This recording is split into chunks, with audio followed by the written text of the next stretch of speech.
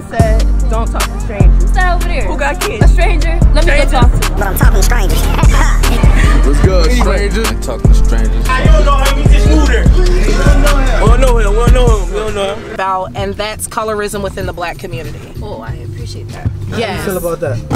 So, in general, like colorism?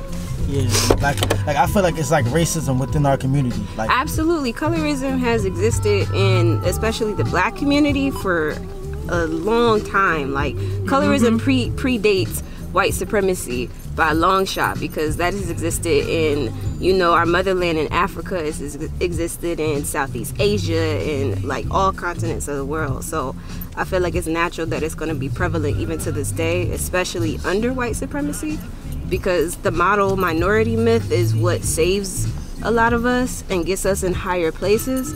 So naturally we're going to do a lot of that self-hate and bullshit where it's like, okay, well, you look like this, you're closer to whiteness, so you know, since you're closer by association, you're clearly superior in these ways.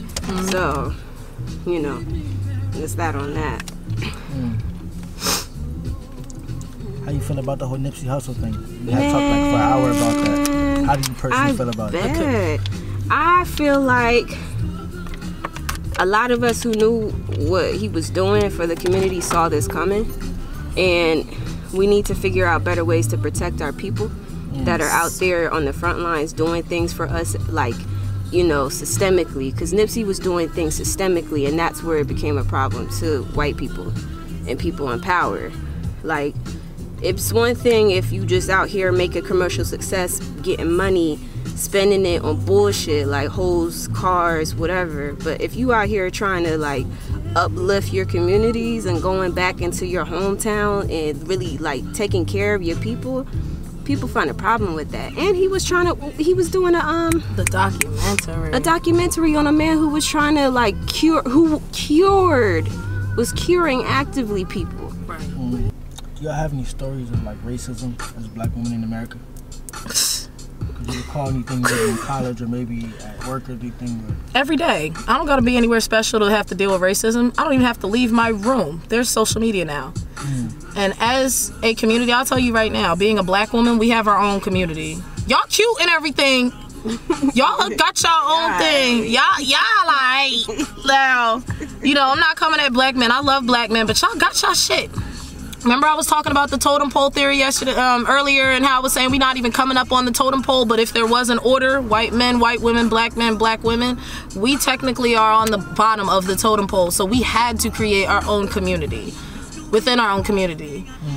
So, what the fuck was the question? Because I just got mad. Racist stories. Social media, I mean, if you look at it, once it happens to one black woman, it happens to all of us. You saw how annoyed I got about talking about Sandra Bland not being protected. That's because that could have been me. That could have been my mother. I can't even fucking fathom that. That could have been my sister. That could have been my aunt. But that was a black woman, and I put myself in her shoes, and I'm like, this shit could have happened to me. But even if it didn't happen to me, it happened to somebody that looks exactly like me, and they're not doing shit about it, and they don't care about it. They brutally murdered a woman, dragged her out of the car on fucking camera, and then motherfuckers still got away with it. So that's racism in itself. That's disrespect in itself. But the black woman is the most disrespected woman that walks the earth. There is no protection for her. So racism is one of the few things that we have to deal with. But racism is a big thing that we have to deal with because it holds us back mentally, emotionally, physically, sometimes financially as well. Not even sometimes, most of the time dealing with the society financially. So racism, I don't have to leave my fucking bed to be mad about it because it's in my face every day. That's a good point. She opened up the door and didn't want to come in. That's because your ass cheated.